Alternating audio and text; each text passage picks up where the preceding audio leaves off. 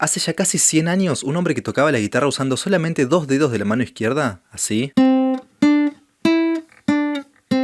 logró revolucionar el mundo de la música popular. Fue pionero en el uso de la guitarra como instrumento solista en el jazz, e influenció también a guitarristas de otros géneros, como Tony Iommi, Les Paul o George Harrison. Hoy voy a hablar de cómo Django Reinhardt no permitió que lo detuviera el accidente que casi le quita la vida y que le hizo perder la movilidad de la mitad de su mano izquierda. Por el contrario, lo supo usar para reinventarse, para revolucionar el mundo del jazz y para crear un nuevo estilo musical.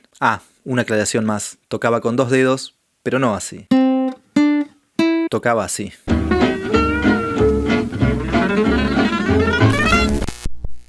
Django Reinhardt es ante todo uno de los músicos más influyentes en la historia del jazz. Él creó un nuevo estilo, hoy conocido como Gypsy Jazz o Jazz Manouche.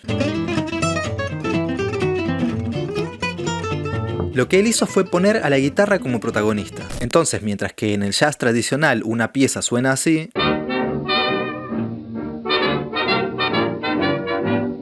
la misma obra, pero en la versión de Django, suena así.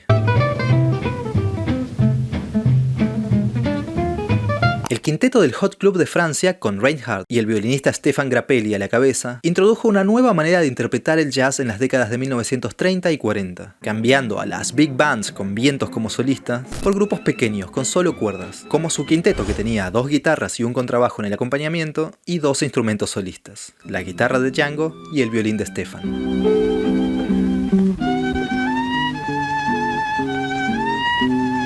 Las big bands que nombré antes eran muy populares en la época y dominaban la escena musical en las grandes ciudades de Estados Unidos. Ahí, donde se encontraban todas las grandes estrellas del jazz. Pero un día apareció un nuevo estilo, una nueva forma de interpretar el jazz, una nueva técnica de guitarra, y no provenía de ninguna de esas grandes ciudades ni había sido creado por ninguno de esos músicos estadounidenses. Este nuevo estilo llegaba desde Europa, específicamente desde París, de la mano de un gitano nacido en Bélgica.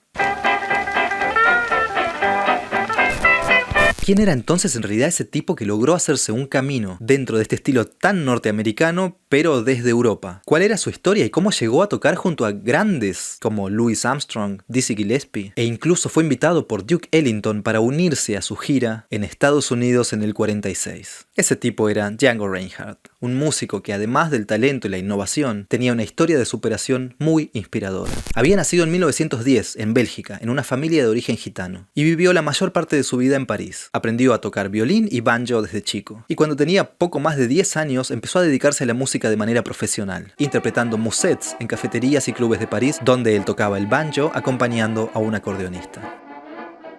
Fue cuando tenía 18 años que su vida cambió para siempre. Hacía poco tiempo que se había casado cuando el calor del fuego los despertó a él y a su esposa una noche de 1928. Su casa rodante se estaba incendiando con ellos adentro. Ambos lograron salir con vida, pero Django estaba gravemente herido, sobre todo en el lado izquierdo de su cuerpo. Tan herido estaba que los médicos dijeron que era necesario amputarle una pierna. Finalmente él pidió que no lo hicieran, conservó ambas piernas, aunque tuvo dificultades para caminar por el resto de su vida. Y eso no era todo. Su mano izquierda también había sido alcanzada por el fuego, dejando como consecuencia los dedos anular y meñique prácticamente inmovilizados en una posición contraída, lo que significaba que Django Reinhardt no iba a poder tocar la guitarra nunca más.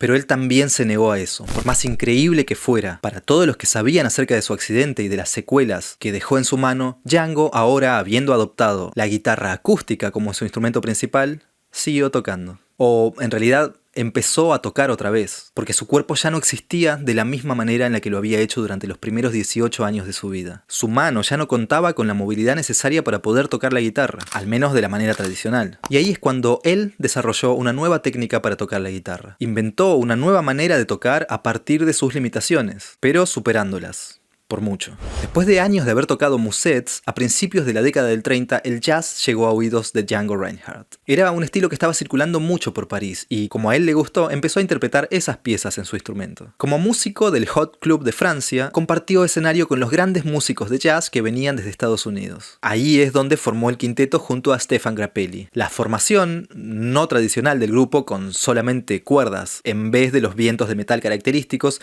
sumado al estilo particular que Django había desarrollado después del accidente hicieron que las interpretaciones tuvieran un sonido muy característico, muy distinto a todo lo antes conocido en el mundo del jazz. Listen to Django Reinhardt. It's the same melody, but what a difference in interpretation.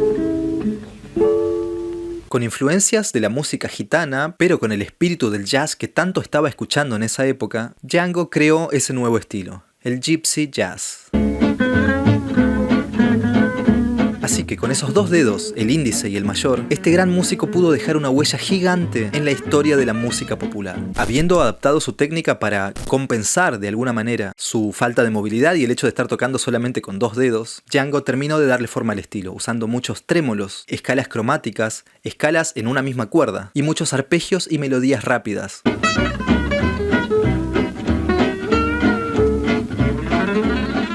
Con esos dos dedos entonces que tocaban solos de guitarra virtuosísimos y con los que también era capaz de tocar acompañamientos, a veces ayudándose para eso con los otros dos dedos también. Se convirtió en el primer músico europeo internacionalmente conocido por su trabajo en el jazz. En 1946 Duke Ellington lo invitó a unirse a su gira en Estados Unidos, donde Django, fuera de su zona de confort, tocó la guitarra eléctrica en lugar de la acústica a la que estaba acostumbrado a tocar desde hacía ya más de 15 años. El quinteto había dejado de existir en 1939, cuando se desató la Segunda Guerra Mundial.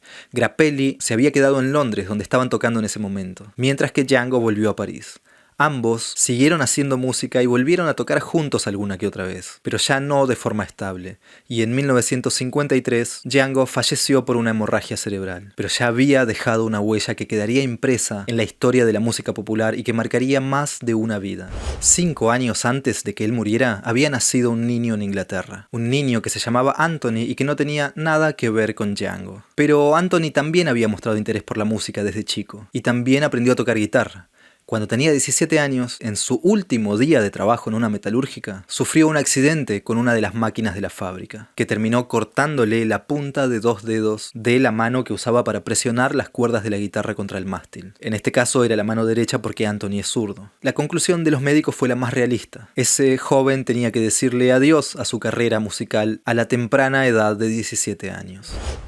Entre medio de muchas emociones, tristeza, un poco de negación, bronca y frustración, Anthony escuchó un disco que le recomendó uno de los gerentes de la fábrica donde tuvo el accidente.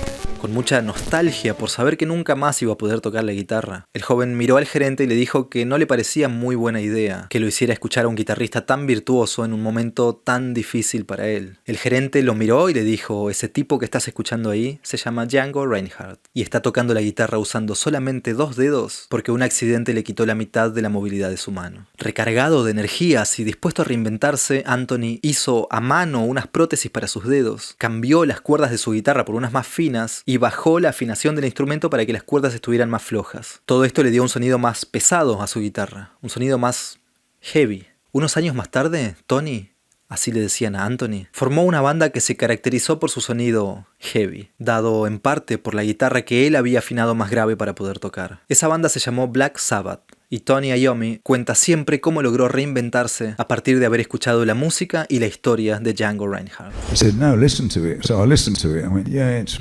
really great." And then he said it was Django Reinhardt, who'd had an accident to his hand as well.